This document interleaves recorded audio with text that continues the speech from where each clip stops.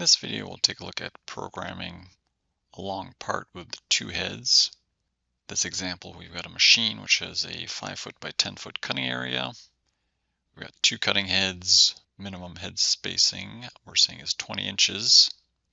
So with those conditions, there's a certain area over here that head 1's not going to be able to travel into. And in a similar fashion, there'd be an area down here that head 2's not going to be able to travel into. With a long part like this, we're going to have to program it so that head 1 does a certain area, and then head 2 is going to do the rest of it. We're going to do something like this. First, you'd want to do a couple simple test cuts to check the mechanical alignment of your heads both in the X and the Y axis. Simple way to do that would be you can just lay down a piece of foam and set your heads to a known spacing, and then you can just turn them both on and make a slit cut like this where you come down and then over. And you just want to make sure that you go over far enough that the two toolpaths overlap. Things are perfect, and you measure from here to here on the cuts. You should hopefully end up with exactly the head spacing they asked for. And then these two cuts should overlap perfectly. Of course, invariably, that's probably not going to be the case. There's going to be a little bit of variance. After you do these cuts, you might find that you end up with something like maybe something like this. So we need to know the variance in X and then Y. Put a couple dimensions on here. I'll dimension from here to the center here, which is where it should have been. And then we can measure from here to here. When we post the file out, we'll be able to enter these numbers and have the CNC file adjust the X and Y, the cuts that we do with just head 2, so that they should line up much better. So now that we know that, let's go ahead and program our part. We'll create our part like normal. We'll create the toolpath. We're going to delete the outside cuts. We'll have to add that using our quick command. So go ahead and delete that.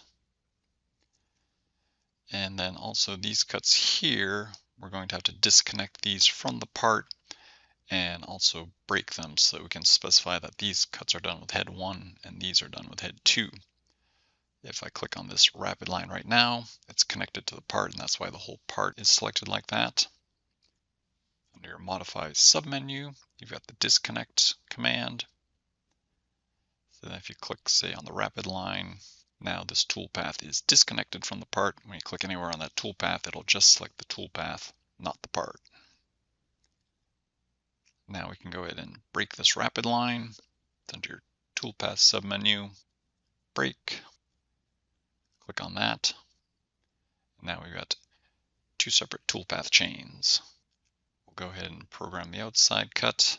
And to make this a little bit easier to see where I need to be based on this maximum travel line here that I've established on my template, I'm going to move this entire thing from the endpoint there to endpoint there. Turn my snaps back on. So now I've got this visual indicator, and I'm going to use that as my breakpoint between head 1 and head 2 when I'm doing the outside cut. So we'll use our quick command. You can use whatever lead type that you want. Key thing is you want to have the connect to part unchecked. If you were to leave that checked, you could always do what we did earlier and use the disconnect. Okay, start point.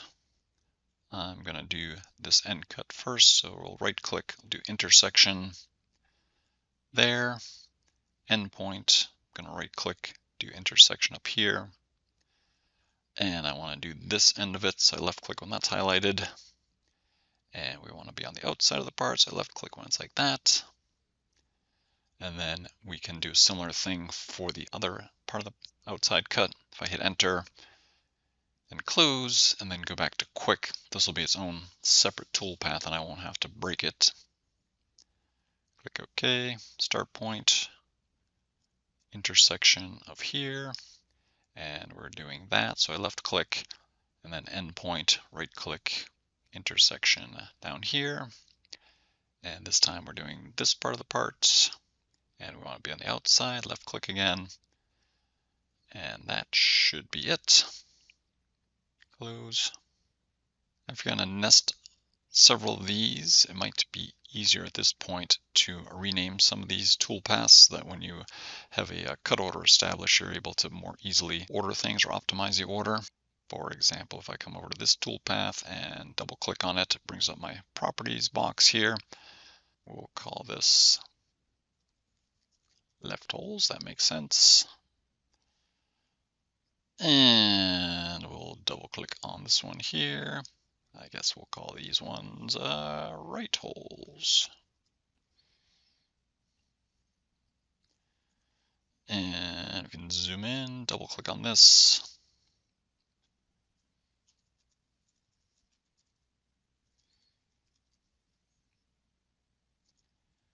And rename this one.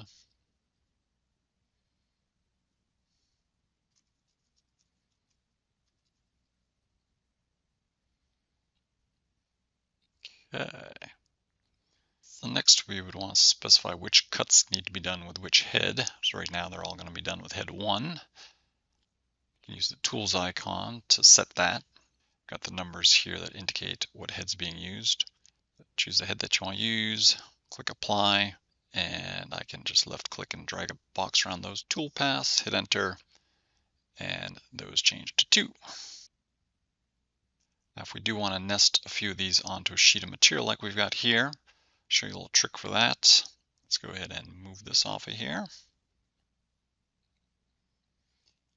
If I try to nest it as it is onto this sheet that I've got, we've got those individual toolpaths plus the part. If I go ahead and try to nest this and set a quantity here, basically takes those toolpaths that were the individual, in this case, whole toolpaths, puts them up there, and then those other toolpaths going around the outside it wasn't able to nest. So the trick to do something like this is you can do your auto. You can just drag a box around everything again, choose our sheet, and then we're going to delete off the individual toolpaths. And then this paper clip down here can be used to attach those toolpaths to the part for nesting purposes.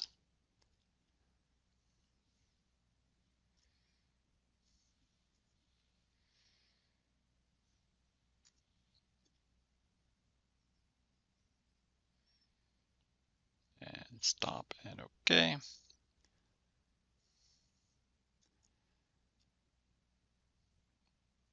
Good. Now we can go ahead and set our order. And this is where it's helpful to have renamed those toolpaths so you can distinguish what's what. Otherwise, these would all say quick, quick, quick, quick. You can try different sorting sequences here. Best one to try might be the as placed. Click on sort and let's see how that does. Left holes, right outside, left outside, left, right, left, right, left. So that looks good. Before you exit out of here, you might want to put this back to what you had it previously. As long as you don't hit sort, it's not going to change what we just did. Close that. And we'll go ahead and process this. So when these numbers here will come in handy, we'll do the 2D preview. These boxes down here are where you use these numbers. The X1, X2 correction will adjust the head spacing. In this scenario here, since we were measuring that the head spacing was closer than what we had asked for, we'd put a negative number in here, which would increase the head spacing by this amount. And then for the Y, we want to shift the head 2 toolpath down. This will only affect when there are toolpaths that are head 2 by itself. So make this a negative.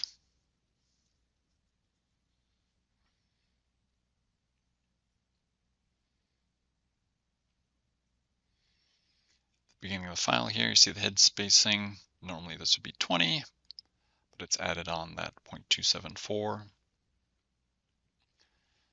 And this will all be the head 1. And then it's going to come down here. And then it's going to be cutting with head 2. And if we look at this outside value, y 0.132, let's go ahead and zoom in here. That should be the beginning of the lead in. We're going to mark that so we can measure that. Let's close out of here for a moment. So it's 0.132. And if I measure from here to here, it's 0.4. So if we take 0.4 minus 0.268, the 132 that we saw in the CNC file,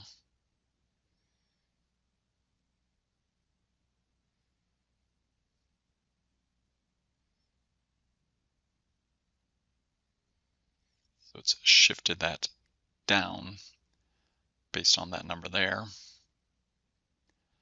Head 2, and then it's going to shift back to head 1. So you note that Y correction factor doesn't apply to the head 1 toolpath, only to the tool 2 toolpaths. So that's how you can program long parts with 2 heads. If you have any questions, let me know. Thanks.